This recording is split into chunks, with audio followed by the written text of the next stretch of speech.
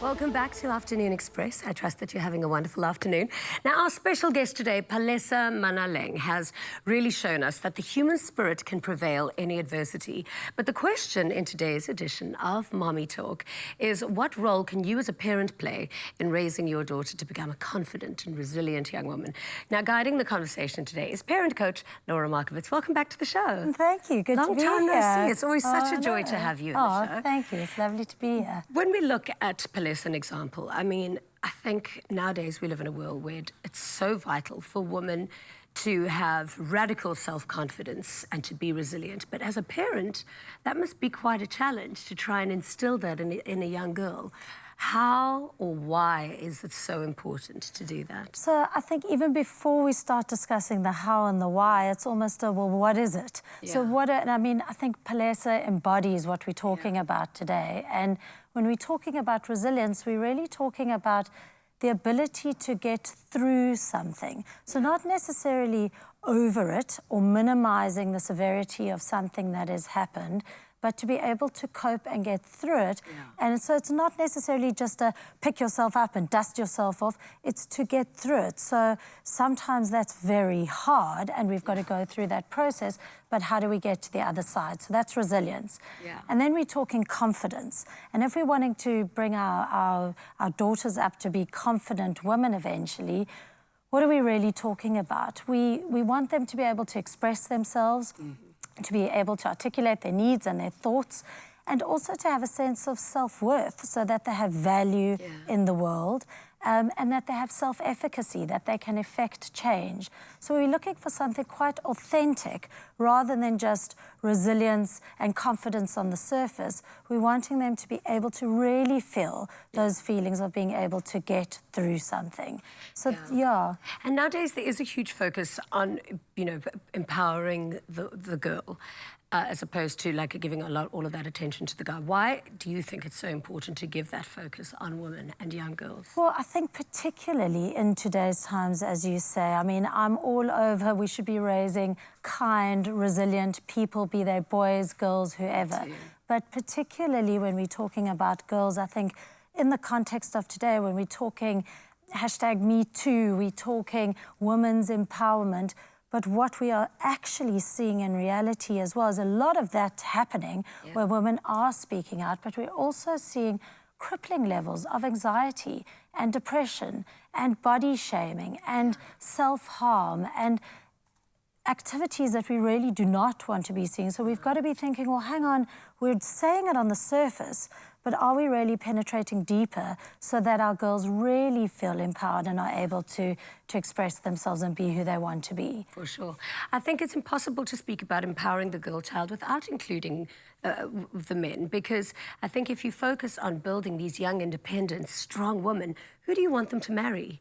Because their partner has to be equally as strong and also respectful. And I think a woman is empowered by a man honouring her and being chivalrous. I think that's great. I think it's a two-way street, and I think it's respect, and I think kindness is very, very intrinsic to this discussion as well. You know, we don't want just confidence at the costs of people. We want kindness as part of that. And so you ask the question, well, what can we as parents be doing around that? And I think a starting point always is to assess our relationship with how we feel, how we felt as girls and how we feel as women, so that we are careful not to be projecting those things that were necessarily not great in terms of our relationship with our being a girl or a woman, and so that we are able to separate that out from what we are putting into our kids. And then also to let them know that we make mistakes. We all make mistakes, and it's a key element, and bring that into how we parent. I mean, show me the parent who isn't making mistakes. We all have those moments, and it's important that we acknowledge that we show our kids that we are human and that we are able to get through those difficult periods and come out the other side. So, you know, as parents, I think we get inundated with how much, and often quite overwhelmed with what we are trying to do for our children, but just thinking about how we can help them think through the confidence issues, how we are communicating with them and to them, so that they are able to feel that they have a voice, and that when things are difficult, they are able to acknowledge those difficulties, be kind to themselves, to have self-compassion. I mean, even speaking to Palesa in the break, you know, saying sometimes there are days that are really difficult, and you have to acknowledge those days that are really difficult. So it's important to not just go, go, go, go, go at all costs.